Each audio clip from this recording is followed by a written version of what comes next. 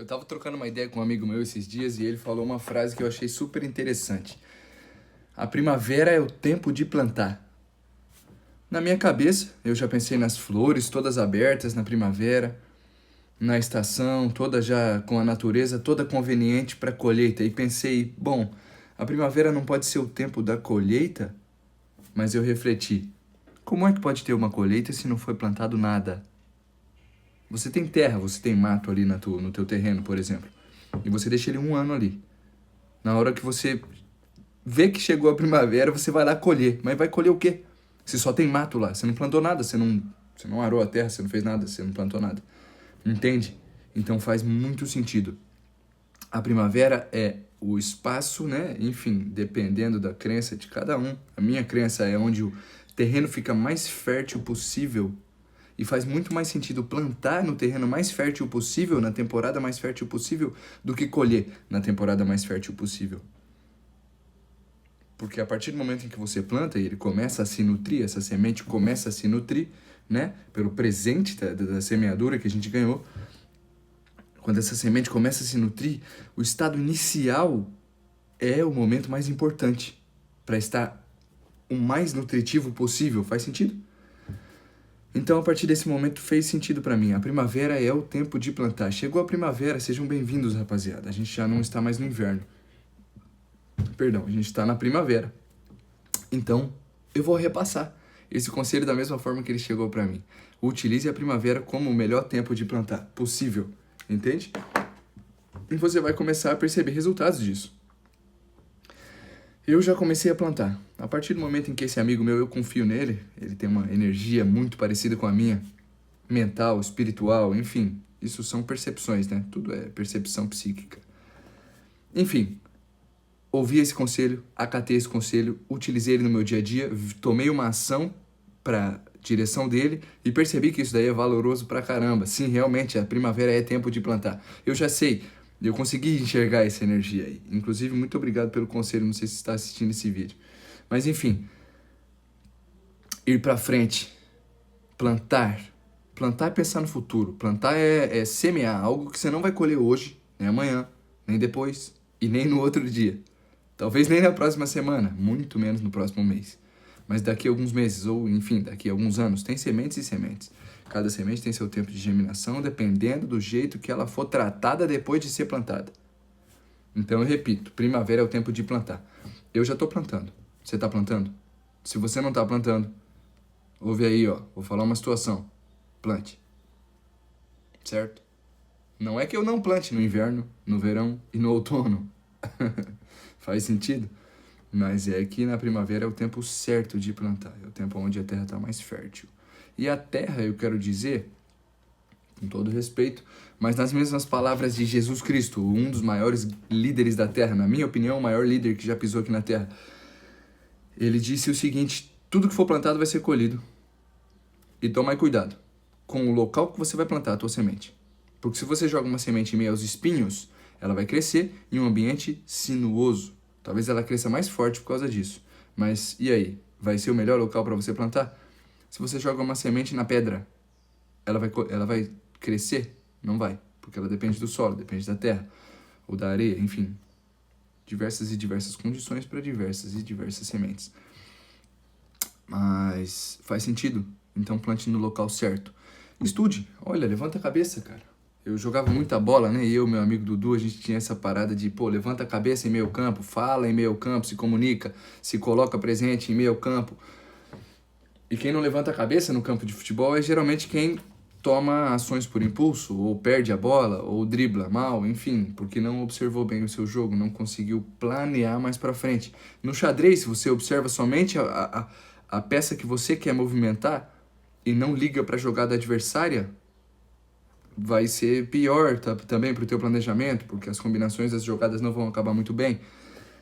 Enfim, alguns exemplos do porquê que se deve levantar a cabeça, sabe? Levantar a cabeça, pô, levanta a cabeça, cara. Observa em volta, sabe? Olha pro teu jogo, olha pro campo, como é que ele tá posicionado. Pense não só na próxima jogada, mas pense, enfim, na próxima jogada e na combinação dela, enfim. Tem uma velha história que eu gosto muito de citar, que é a seguinte. Ela é de um livro, mas esse livro eu nunca li. Eu vou dizer como eu lembro dessa história, como ela me ensinou tanto, certo? Talvez eu erre em uma ou outra situação para ser fiel ao livro, mas a minha interpretação é a seguinte. Tinha um menino e ele morava numa vila. Um dia ele queria explorar e pediu para o pai dele: pai, quero explorar, quero sair para explorar. O pai falou: beleza, pode explorar, só leva o cavalo junto com você. Ótimo. E eles saíram explorar. Isso era de manhã. Andaram a tarde inteira, andaram toda a tarde e veio a aurora, o pôr do sol. Eles estavam chegando perto de uma floresta.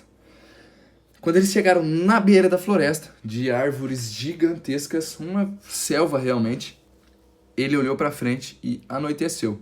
O sol se pôs. Não era uma noite de lua, então não ficou tão claro assim. E o menino olhou para frente na floresta e viu que estava completamente escuro e que ele não conseguia enxergar o final. E ele falou para o cavalo: eu não consigo enxergar o final, será que eu consigo chegar lá? Estou com medo. O cavalo olhou para o menino, falou para ele assim: você consegue enxergar o teu próximo passo? O menino olhou para baixo e falou: consigo. Então o cavalo falou: o D. Sabe? Isso é o contrário da perspectiva que eu analisei anteriormente, para entender que não se baseia somente em olhar para cima e ver todo o jogo. Se baseia também em quem está olhando só para cima e vendo todo o jogo, que olhe para o seu próximo passo. Entende? A situação aqui não é sobre olhar para baixo ou olhar para cima, ver o próprio jogo ou ver o jogo geral como é que está caminhando, mas sim se habilitar a mudar a própria perspectiva. O mais forte não é o que mais é muscular numa situação. Em uma luta, por exemplo, cada um aqui com certeza já sabe, pelo menos de um exemplo, ou já viu uma luta onde uma pessoa muito menor derruba uma pessoa muito maior. Davi e Golias, por exemplo, para quem nasceu num ambiente cristão ou se inseriu. Enfim, mudar as perspectivas, sabe? Mudar as perspectivas. E essa é a situação. Se habilitar a mudar as perspectivas. Quem muda a perspectiva consegue alcançar uma situação ao que aos olhos dos outros não era fácil. O mais forte não é o mais muscular, o mais forte é o que mais se adapta. Sabe? Quem é que sobrevive mais na selva? O cara que se adapta mais e aprende mais rápido ou o cara que é mais forte? Se esse mais forte homem aí de todos trombar com um urso de 700 quilos e garras que ele afia nos troncos das árvores, quem é que vai ganhar a luta? O homem mais forte do mundo ou o urso de 760 quilos com as garras mais fortes do mundo? Entende? Agora, e o que mais se adapta? Que conseguiu criar uma armadilha para que ele pudesse escapar desse urso, entende? Então, enfim, o mais forte não é o mais muscular, mas sim o que mais se adapta. Mas voltando ao plano da semeadura, habilite-se a mudar de perspectiva. Tudo que te trouxe até aqui não é o suficiente para te levar ao próximo passo. Tudo que te trouxe até aqui, todo o conhecimento que te trouxe até esse exato momento aqui, não é o suficiente para te levar mais à frente, para te levar mais perto do seu objetivo. Ele é suficiente para te manter aqui.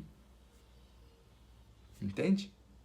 Então, há de se passar desse limite, há de se mudar alguma coisa, e mudando a perspectiva, dá para se enxergar muito mais coisa. Quem está olhando só para o seu próximo passo, quem olha e observa o jogo depois disso, consegue enxergar muito mais coisa. Quem está olhando só para o jogo e está muito ansioso porque só vê o passo dos outros, olhar para o próximo passo pode ser muito vantajoso. Então, mudar as perspectivas, entende? Aprender alguma coisa exatamente onde você está. Mauro Sérgio Cortella, que é um cara que eu admiro muito, que tem a linha de raciocínio muito concisa, sabe o que pensa, sabe o que vive, ele diz o seguinte: faça o melhor com o que você tem, enquanto não tem condição melhor de fazer melhor ainda. Então, tudo é possível a partir do ponto onde você está. Walt Disney, antes da Disney ser a franquia que é, Walt Disney teve a ideia da Disney. Se ele não transcrevesse isso, se ele não transpassasse isso do mental para o físico, isso nunca teria acontecido. Faz sentido? Só uma comparativa para conseguir bater um pouco mais com o raciocínio de vocês. Ponto. Essa é a questão. E essa é a finalização. Falou.